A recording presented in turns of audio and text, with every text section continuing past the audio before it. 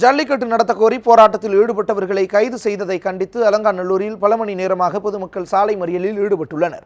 மதுரை மாவட்டம் அலங்காநல்லூரில் ஜல்லிக்கட்டு நடத்த கோரி போராட்டத்தில் ஈடுபட்டவர்கள் இன்று காலையில் வலுக்கட்டாயமாக கைது செய்யப்பட்டனர். அவர்கள் வாடிப்பட்டியில் உள்ள தனியார் மண்டபத்தில் அடைத்து வைக்கப்பட்டுள்ளனர். இதையடுத்து கைதானவர்களை விடுவிக்க வலியுறுத்தி அலங்காநல்லூர் பகுதி மக்கள் வீதிகளில் திரண்டு போராட்டத்தில் ஈடுபட்டு வருகின்றனர். கைது செய்யப்பட்ட மாணவர்களை, இளைஞர்களை விடுவிக்க கோரி அவர்கள் சாலை மறியலிலும் ஈடுபட்டனர். உடனடியாக சம்பவ இடத்திற்கு வந்த மதுரை காவல் கண்காணிப்பாளர் விஜேந்திர பிதாரி மறியலில் ஈடுபட்ட பொதுமக்களுடன் பேச்சுவார்த்தையில் ஈடுபட்டார். கைது செய்யப்பட்டவர்கள் மாலை விடுவிக்கப்படுவார்கள் என தெரிவித்தும் அதனை மக்கள் ஏற்க மறுத்துவிட்டனர். கைது செய்யப்பட்டவர்களை விடுவிக்கும் வரை போராட்டம் தொடரும் என அவர்கள் தெரிவித்துள்ளனர். ஜல்லிக்கட்டு வேணும், எங்க அண்ணனுங்களாம் விடுதலை பண்ணணும்.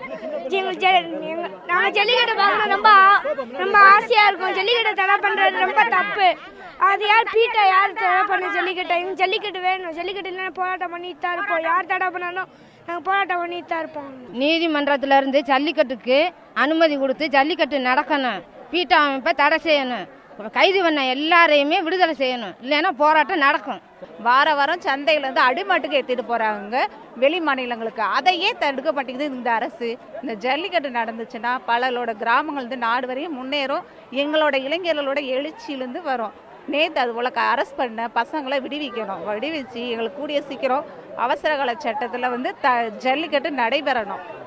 இது எங்களோட கோரிக்கை, பல நாள் வேண்டுகோள். நாங்கள் கிட்டத்தட்ட ஒரு 1900 ஆண்டுகளாக அந்த அலங்காநல்லூர் ஜல்லிக்கட்டு நடந்துக்கிட்டு இருக்குது. இன்றைக்கி மாட்டை அதை பண்ணுறாங்க, இதை பண்ணுறாங்க, அடிக்கிறாங்க, முதிக்கிறாங்கன்னா அப்படிலாம் கிடையாது. மாடு வருது, அதை நாங்கள் ஜாலியாக பிடிச்சி விளாட்றோம். அதுதான், வேறு ஒன்றும் இல்லை. அதுக்காக இந்த 30 மாணவர்களை அரெஸ்ட் பண்ணி வச்சுருக்காங்க. அவங்க இங்கே வந்தால் தான் அந்த போராட்டம் நிற்கும். அதுக்கு தொட்டிக்கு இந்த தொடர்ந்து இப்போ நாங்கள்